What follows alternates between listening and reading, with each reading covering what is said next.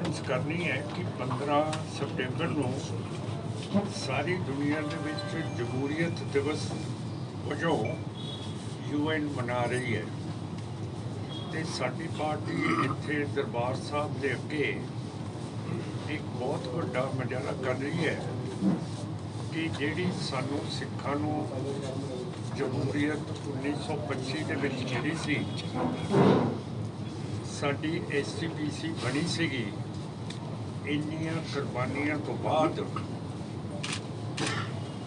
महंतां को गुरुद्वारे छड़ाए गए बदतमीजी है साडे वल्लों भी किसी वल्लों भी कि जे प्रैस कॉन्फ्रेंस हुंदी होवे तां विच इह टैलीफोन वज जाण। ये 15 सितंबर को दुनिया दे विच UN जमहूरीयत दिवस रख के जमहूरीयत दिन मना रहे है तो साडी पार्टी 15 तरीक को दरबार साहब के अगे एक वड्डी कॉन्फ्रेंस कर रही है कि साडी सिखां दी जिहड़ी जमहूरीयत है, जिहड़ा अंग्रेज़ां ने बिल पास किया सी 1925 दे विच ते साडी SGPC श्रोमणी गुरुद्वारा कमेटी स्थापित हुई सी, जद कि एशिया दे विच 1925 दे विच कोई भी पार्लीमेंट है नहीं सी, कोई जमहूरीयत नहीं सी। ते वड्डी गल ये सी कि सिख रस्म के मुताबिक वोट बीबियां नूं भी बराबरता दे के दिता गया सी हक, जद कि यूरोप दे विच अमेरिका दे विच बीबियां वोट के लिए जद्दोजहद कर रही सी ते बाज़ारां च जाके शीशे तोड़दियां सीगियां ते जिन्ने भी लेटर बॉक्स हुंदे सी उन्हां दे विच पटाके पा के बम पा के वो दिखाउंदियां सी कि बीबियां नूं जमहूरीयत हक छोटे सीगे, उन्हां दी पार्टी दे सीगे, उन्हां दी बहुत इज्जत करते सी। वो मास्टर जी कहते जोगिंदर सिंह तैनूं नहीं पता, ਆਪਾਂ ਪਹਿਲਾਂ अंग्रेज़ों ਨੂੰ ਕੱਢ ਲਈਏ फिर साडा ਵੱਡਾ ਭਰਾ ਹਿੰਦੂ ਸਾਨੂੰ ਸਾਰੇ ਹੱਕ ਦੇ ਦੂਗਾ। ਤੇ ਸਰਦਾਰ ਜੋਗਿੰਦਰ ਸਿੰਘ ਮਾਨ ਨੇ ਕਿਹਾ ਮਾਸਟਰ ਜੀ ਜਦੋਂ ਪਿਓ ਮਰ ਜੇ ਤੇ ਵੱਡਾ ਭਰਾ ਛੋਟੇ ਭਰਾ ਨੂੰ ਸਾਰੇ ਹੱਕ ਦੇ ਦਿੰਦਾ। ਫਿਰ ਮਾਸਟਰ ਜੀ ਚੁੱਪ ਕਰ ਗਏ, ਉਹਨਾਂ ਦੇ ਕੋਲੇ ਕੋਈ ਜਵਾਬ ਨਹੀਂ ਸੀ। ਇਸ ਕਰਕੇ जो मुसलमान भी तैयार होए हुए सी, हिंदू भी तैयार होए हुए सीगे, 1946 के विच फिर श्रोमणी गुरुद्वारा कमेटी ने एक मता पाया सर्वसम्मति के नाल। बलवंत सिंह कोकड़ सीगे SGPC के मैंबर जिन्होंने मता लिया, उन्होंने फिर सर्वसम्मति के नाल मता पास किया कि सिखां नूं खालिस्तान चाहिए। हुण ये 1946 मता पास किया गया, पर तुसीं सारे सियाणे हो, जो गड्डी प्लेटफॉर्म पर आ जाए उदों आप स्टेशन मास्टर तो टिकट मंगीए, ये तो कदे मिल जाती है, नहीं तो स्टेशन मास्टर कहता सॉरी जी सारिया सीटां तो खत्म है। सो मेरा मतलब ये सिख सियासत ने उदों भी हुण भी गलती की है, जो करके जिहदे कब्जे दे विच SGPC 11 साल तो है, उन्होंने एक बार भी नहीं कहा कि साडी टर्म खत्म हो गई है। तो जो करके इन्हों हिंदुत्व मोदी कांग्रेस ने महंत बना दिता है, ये हुण इसकी पकड़ नहीं छड्डदे ते इलैक्शन नहीं होण दिंदे। सो ये सारी चीज़ है कि जिवें झब्बर साहब ने कहा सीगा कि सानू हिंदू हक दे दूगा, वही गल है कि अज BJP RSS की कट्टड़वादी हिंदुत्व सरकार है, जिहड़ा सिखां दा जमहूरीयत नूं उसने बंद कर दिता है। पार्लीमेंट के इलैक्शन हो जाते हैं, फर्ज करो पार्लीमेंट के इलैक्शन ना हो, फिर इंडिया के लोग बर्दाश्त कर लेंगे कि पार्लीमेंट भंग हो गई है तो प्राइम मिनिस्टर उही है तो उही वजारत चल रही है। नहीं चलणगे, नहीं चलणगे। इस तरह साडा भी हिरदा जे कट के किसी हिंदू का हिरदा कट के वेख लो उही साडे च फर्क तो कोई नहीं है कि हिरदे दे विच असीं कहंदे हैं कि जे लोग नहीं चाहणगे कि पार्लीमेंट के इलैक्शन नहीं होए तो प्राइम मिनिस्टर ते कैबिनेट उही चली जाती है जो पार्लीमेंट की मियाद खत्म हो गई है तो इत्थे रौला पै गए तो हुण ਇਹ है कि असी तैयार है कि हुण असी एजीटेशन दे विच आइए ते दुनिया नूं दसीए कि साडी पार्लीमेंट दा इलैक्शन नहीं हो रहा 15 तरीक नूं UN की जिहड़ी न्यूयॉर्क हैडकुआर्टर्स है साडी पार्टी बहुत वड्डा उत्थे मुजाहरा कर रही है कि सिखां दी जमहूरीयत जिहड़ी 1925 दे विच स्थापित हुई सी वो सानूं क्यों नहीं मिल रही कि क्यों उसनूं खत्म किया गया ये सवाल है कि असी चाहते हैं कि साडे इलैक्शनस होण ते जी आयां नूं तुहाडा सारिआं नूं ते 15 तरीक नूं भी जिथे साडा इह इकट्ठ हैगा उत्थे जरूर आयो तुहाडे दीआं कुर्सियां अलहदा बणीआं होणगीआं कीता होऊगा ते अगला जिहड़ा इह साडा प्रोग्राम हैगा हुण बरगाड़ी दे विच कोई 430 दिन हो गए है जिथे साडे रोज़ सिख गिरफ्तारियां दे रहे हैं कि करके 2025 दे विच 2015 दे विच जिहड़ी बेअदबी गुरु महाराज दी होई सी 2 सिख शहीद करते सी कोटकपूरे दे विच गोली चली सी लाठीचार्ज होया सी कैप्टन अमरिंदर सिंह की सरकार ने साडे नाल वायदे कीते सीगे कि असी आउंदे ही सरकार बनाउंदे मुलजमां नूं फड़ लांगे उन्होंने नहीं कीते फिर हुण आम आदमी पार्टी की सरकार बन रही है ये भी मुलजम नहीं फड़ रही 328 बीड़ा ये महंता ने पता नहीं खुरद बुरद कर दी है महाराज के स्वरूप उसका कोई पता नहीं सानू लग रहा सो ये जिहड़े महंता के हत्थां दे विच साडा SGPC एक जमहूरीयत पसंद जमात एक इंस्टीट्यूशन चली गई है इसनूं असी फिर इसनूं आज़ाद कराउणा बस आ साडी ड्रेस है और बाकी हुण तुसीं पुछ सकदे सारिआं नूं मैं सद्दा दिंदा है कि इहदे उत्ते सारे पहुंचण सारे जिन्ने भी तकड़े बंदे जमहूरीयत पसंद होण जिहड़े मर्जी मजहब दे होण गांधी ते नेहरू वर्गे होण जिन्हां ने वायदा कीते सीगे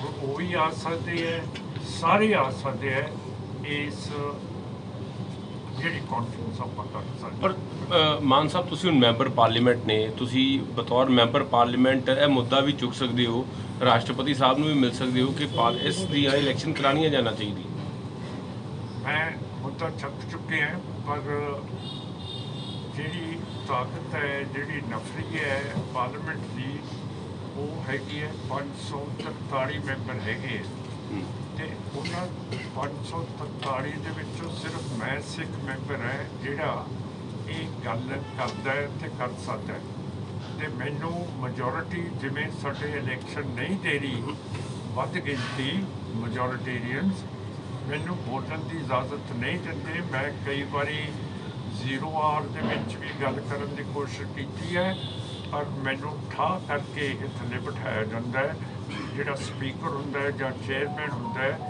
मेरी ये मजबूरी है पर मैं लिख के इस चीज़ नूं दे चुके हैगा पर मान साहब होर भी सिख ने वो क्यों नहीं इस मुद्दे नूं चुकदे कि उन्होंने SGPC की जे वो सिख होण तां वो बोलण मेरे नाल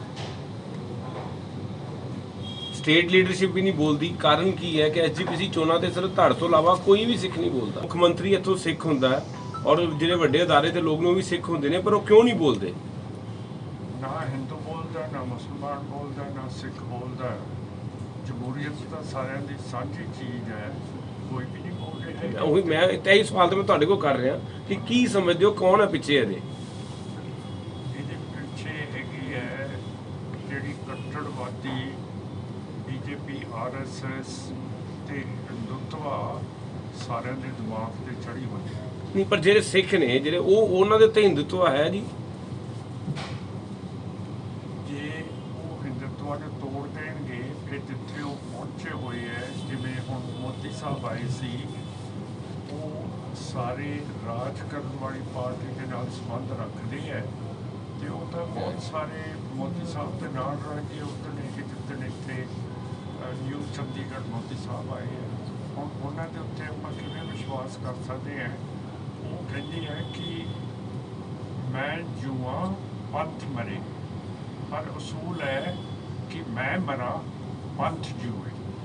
ਹੁਣ ਤੁਸੀਂ ਸਮਝੋ ਕਿ ਮੈਂ ਇਹ ਬਹੁਤ ਵੱਡੀ ਗੱਲ ਕਰਦੀ ਹੈ ਕਿ ਪੰਥ ਜੂਏ, ਮੈਂ ਸਿਮਰਨਜੀਤ ਸਿੰਘ ਮਾਨ ਮਰ ਜਾਵਾਂ, ਪਰ ਉਹ ਕਹਿੰਦੇ ਆ ਕਿ ਪੰਥ ਮਰੇ ਤੇ ਉਹ ਜੂ।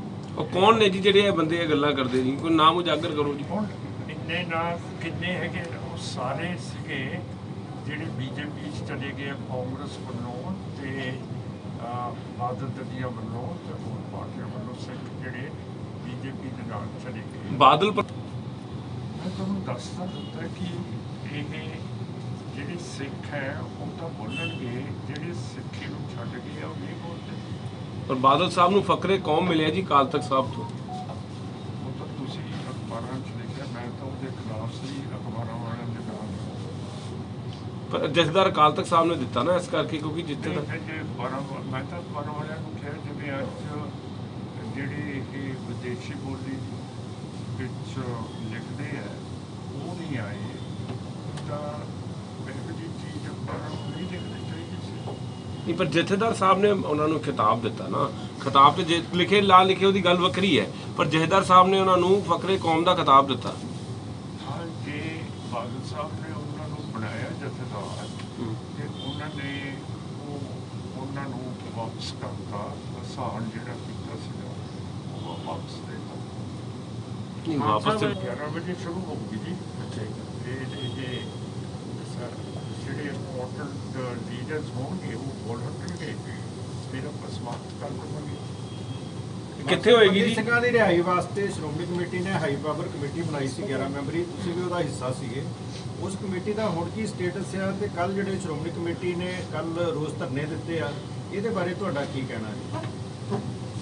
ਮੇਰਾ ਖਿਆਲ ਹੈ ਕਿ ਜਿਹੜੀ ਸ਼੍ਰੋਮਣੀ ਗੁਰਦੁਆਰਾ ਕਮੇਟੀ ਹੈ, ਜਦੋਂ ਮੈਂ ਇਲੈਕਸ਼ਨ ਲੜਿਆ ਤੇ ਸਾਡਾ ਏਜੰਡਾ ਸੀਗਾ ਇਲੈਕਸ਼ਨਾਂ ਦਾ, SGPC ਦਾ, ਬੰਦੀ ਛੋੜ ਦਾ, ਤੇ ਹੋਰ ਜਿਹੜੇ ਸਿੱਖ ਪਾਕਿਸਤਾਨ ਦਾ ਬਾਰਡਰ ਖੋਲ੍ਹਣਾ, ਟ੍ਰੇਡ ਤੇ ਕਾਮਰਸ ਦੇ ਲਈ, ਇਹ ਸਾਰੇ ਸਾਡੇ ਮੁੱਦੇ ਸੀਗੇ। ਪਰ SGPC ਦੇ ਪ੍ਰਧਾਨ ਸਾਹਿਬ ਨੇ, ਸੁਖਬੀਰ ਸਿੰਘ ਨੇ ਤੇ ਚੰਦੂ ਮਾਜਰਾ ਸਾਹਿਬ ਨੇ ਮੇਰੇ ਖਿਲਾਫ ਇੱਕ ਕੈਂਡੀਡੇਟ ਖੜਾ ਕਰਤਾ ਸੀਗਾ ਜਿਹਦਾ ਏਜੰਡਾ ਸੀਗਾ ਕਿ ਸਿਰਫ ਬੰਦੀ ਛੋੜ ਹੈ।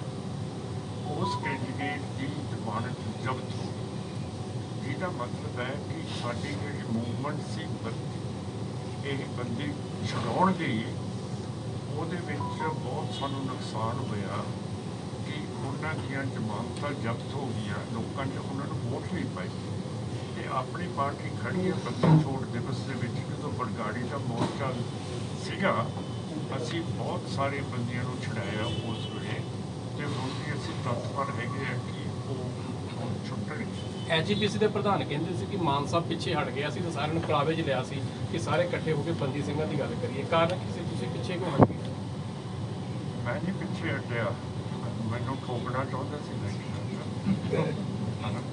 ਹੁਣ ਮੈਂ ਇੰਨਾ ਕਮਲਾ ਤਾਂ ਨਹੀਂ ਕਿ ਮੈਂ ਇਹ ਇਲੈਕਸ਼ਨ ਨਾ ਲੜਾ ਆਪਣੇ ਮੁੱਦੇ ਦੇ ਉੱਤੇ। ਉਹ ਤਾਂ ਕਹਿੰਦੇ ਸੀਗੇ ਕਿ ਤੂੰ ਨਾ ਲੜ ਤੇ ਅਸੀਂ ਲੜਨਾ ਹੈਗਾ। ਸੁਖਬੀਰ ਸਿੰਘ ਨੇ ਕਿਹਾ ਤੇ SGPC ਸਾਹਿਬ ਦੇ ਪ੍ਰਧਾਨ ਮਾਨ ਸਾਹਿਬ ਗ੍ਰਹਿ ਮੰਤਰੀ ਕਹਿੰਦੇ ਅਮਿਤ ਸ਼ਾਹ ਤੇ ਕੋਈ 2 ਬੰਦੀ ਸਿੰਘ ਰਹਿ ਗਏ ਨੇ, ਬਾਕੀ ਅਸੀਂ ਤੇ ਰਿਹਾ ਕਰ ਦਿੱਤੇ ਸਾਰੇ। ਨਹੀਂ ਜੀ, ਇਹਦੇ ਬਹੁਤ 30 ਸਾਲਾਂ ਤੋਂ ਹੈ। ਤੇ ਦੇਖੋ ਕਿ ਸਾਡੇ ਨਾਲ ਬੇਈਮਾਨੀ ਹੋਈ ਹੈ ਕਿ 15 ਅਗਸਤ ਕਹਿੰਦੀ ਹੈ ਸਾਨੂੰ ਆਜ਼ਾਦੀ ਮਿਲੀ ਹੈ ਅੰਗਰੇਜ਼ਾਂ ਤੋਂ। ਇਹ ਬਹੁਤ ਵੱਡੇ ਪੱਧਰ ਦੇ ਉੱਤੇ ਮਨਾਇਆ ਜਾਂਦਾ ਹੈ। 15 ਅਗਸਤ ਨੂੰ ਜਿਹੜੀ ਬੀਬੀ ਬਾਣੋ ਸੀਗੀ ਗੁਜਰਾਤ ਦੀ, ਜਿਹਦੇ ਉੱਤੇ ਜਬਰ ਜਨਾਹ 12 ਬੰਦਿਆਂ ਨੇ ਕੀਤਾ ਸੀਗਾ, ਇਹਦੇ ਸਾਰੇ ਰਿਸ਼ਤੇਦਾਰ ਮਾਰਤੇ ਸੀਗੇ, ਤੇ ਇਹਦੀ ਲੜਕੀ ਜਦੋਂ ਹਜੂਮ ਆਇਆ ਇਹਨਾਂ ਵੱਲ ਉਹਦੀਆਂ ਲੱਤਾਂ ਫੜ ਕੇ ਚੰਬੜ ਗਈ ਸੀ, ਪਰ ਇਹ ਲੋਕਾਂ ਨੇ ਉਹਦੀ ਕੁੜੀ ਨੂੰ ਤਾਂ ਵੀ ਸਿਰ ਪਾੜ ਕੇ ਮਾਰਤੀ। ਤੇ 15 ਅਗਸਤ ਨੂੰ ਹਿੰਦੂਤਵਾ ਦੀ ਸਰਕਾਰ ਨੇ ਬਲਾਤਕਾਰੀ ਤੇ ਕਾਤਲ ਬੰਦਿਆਂ ਨੂੰ ਛੱਡਿਆ। ਜਿਹਦਾ ਮਤਲਬ ਹੈ ਕਿ ਇੱਕ ਫਿਰਕਾ ਜੋ ਮਰਜ਼ੀ ਕਰ ਲੇ, ਕੋਈ ਜੁਰਮ ਕਰ ਲੇ, ਜਬਰ ਜਨਾਹ ਕਰ ਲੇ, ਕਤਲ ਕਰ ਲੇ, ਪਰ ਉਹ 15 ਅਗਸਤ ਜਿਹੜਾ ਆਜ਼ਾਦੀ ਦਾ ਦਿਨ ਹੈ ਉਸ ਨੂੰ ਆਜ਼ਾਦੀ ਮਿਲ ਜਾਊ।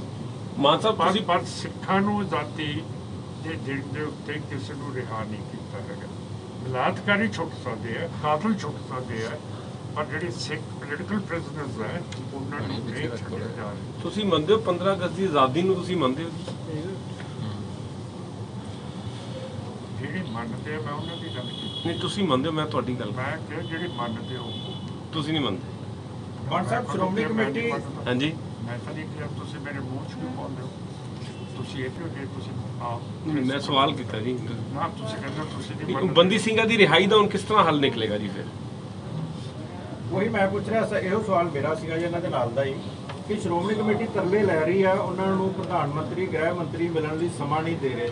ਤੁਸੀਂ ਮੈਂਬਰ ਪਾਰਲੀਮੈਂਟ ਹੋ, ਤੁਸੀਂ ਗੱਲ ਚੁੱਕੋਗੇ ਜੀ, ਉਹਨਾਂ ਤੱਕ ਮਿਲੋਗੇ, ਪਹੁੰਚ ਕਰੋਗੇ ਬੰਦੀ ਸਿੰਘਾਂ ਨੂੰ? ਮੈਂ ਤਾਂ ਪ੍ਰਾਈਮ ਮਿਨਿਸਟਰ ਥੋੜੀ ਦਊਗਾ। ਜਿਹੜੀ ਇਹ ਐਸਜੀਪੀਸੀ 11 ਸਾਲ ਤੋਂ ਤਾਂ ਹੈ ਨਹੀਂ, ਮਹੰਤਾਂ ਨੂੰ ਥੋੜੀ ਕੋਈ ਇੰਟਰਵਿਊ ਦਿੰਦਾ ਹੁੰਦਾ। ਮਹੰਤਾਂ ਨੂੰ ਕੋਈ ਦਿੰਦਾ ਹੁੰਦਾ ਇੰਟਰਵਿਊ? ਮਹੰਤ ਨੇ ਉਹ, ਇਹ ਕੋਲੇ ਤਾਂ ਇਹ ਪਾਵਰ ਹੈ ਨਹੀਂ। ਇਹ ਮਸੰਦਾਂ ਨੂੰ ਫੂਕਤਾ ਸੀਗਾ, ਅਸੀਂ ਉਹ ਫੂਕ ਨਹੀਂ ਸਕਦੇ। ਅਸੀਂ ਕਹਿੰਦੇ ਹਾਂ ਇਲੈਕਸ਼ਨ ਕਰਾਓ ਜਿਹਦੇ 'ਚ ਅਸੀਂ ਇਹਨਾਂ ਨੂੰ ਖਤਮ ਕਰੀਏ। ਇਹਨਾਂ ਨੂੰ ਵੀ ਬਰਾਬਰ ਦੇ ਹੱਕ ਦਿੱਤੇ ਗਏ ਸੀਗੇ। ਹੁਣ ਪਿਛਲੇ 11 ਸਾਲ ਤੋਂ ਗੌਰਮੈਂਟ ਆਫ ਇੰਡੀਆ ਜਿਹਦਾ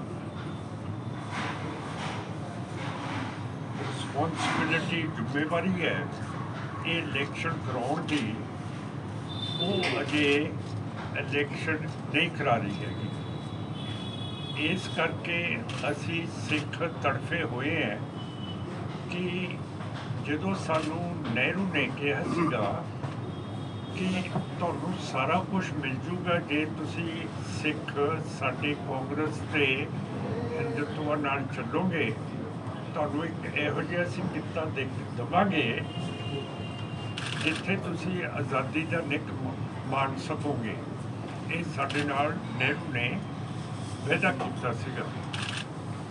ਦੂਸਰੀ ਗੱਲ ਹੈ ਕਿ ਮਹਾਤਮਾ ਗਾਂਧੀ ਨੇ ਸਿੱਖ ਜਿਹੜੇ ਹੱਕ ਮੰਗ ਰਹੇ ਸੀਗੇ ਉਹਨਾਂ ਨੂੰ ਕਿਹਾ ਸੀਗਾ ਕਿ ਤੁਸੀਂ ਜਿਹੜੇ ਗੁਰਦੁਆਰੇ ਦਾ ਹੱਕ ਮੰਗ ਰਹੇ ਹੋ ਕਿ ਤੁਹਾਡੀ ਕਮੇਟੀ ਬਣੇ, ਤੁਹਾਡੀ ਪਾਰਲੀਮੈਂਟ ਬਣੇ, ਅਜੇ ਤੁਸੀਂ ਆਪਣਾ ਜਿਹੜੇ ਤੁਸੀਂ ਮੁਜ਼ਾਹਰੇ ਕਰ ਰਹੇ ਹੋ, ਜਿਹੜੀ ਜਦੋਜਹਿਦ ਕਰ ਰਹੇ ਹੋ, ਜਿਹੜਾ ਤੁਸੀਂ ਆਪਣੀਆਂ ਕੁਰਬਾਨੀਆਂ ਦੇ ਰਹੇ ਹੋ, ਉਹਨਾਂ ਨੂੰ ਇਹ ਤੁਸੀਂ ਮੁਅੱਤਲ ਕਰ ਦਿਓ ਤੇ ਜਦੋਂ ਸਾਨੂੰ ਆਜ਼ਾਦੀ ਮਿਲੂਗੀ ਫਿਰ ਅਸੀਂ ਤੁਹਾਨੂੰ ਸਾਰੇ ਹੱਕ ਦੇ ਦਾਂਗੇ।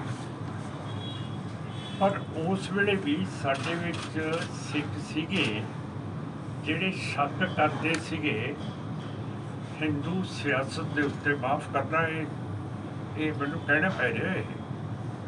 ਤੇ ਉਹਨਾਂ ਦੇ ਵਿੱਚੋਂ ਇੱਕ ਸੀਗੇ ਸਰਦਾਰ ਕਰਤਾਰ ਸਿੰਘ ਝੱਬਰ। ਉਹਨਾਂ ਨੇ ਕਿਹਾ ਕਿ ਠੀਕ ਹੈ ਕਿ ਬ੍ਰਿਟਿਸ਼ ਇੱਥੋਂ ਚਲੇ ਜਾਣਗੇ ਤੇ ਤੁਸੀਂ ਸਾਨੂੰ ਗਾਂਧੀ ਜੀ ਹੱਕ ਦੇ ਦੋਗੇ।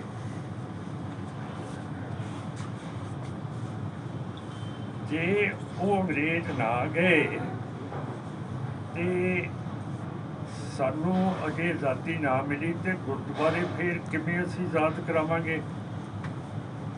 ਤੇ ਜੇ ਆਜ਼ਾਦੀ ਮਿਲ ਗਈ, ਇਹ ਆਜ਼ਾਦੀ ਦੇ ਵਿੱਚ ਹਿੰਦੂਆਂ ਦੀ ਮੈਜੋਰਿਟੀ ਹੋਣੀ ਹੈ ਤੇ ਮੈਜੋਰਿਟੀ ਦੇ ਨਾਲ ਸਰਕਾਰ ਬਣਨੀ ਹੈ ਤੇ ਸਰਕਾਰ ਜਦੋਂ ਬਣ ਗਈ।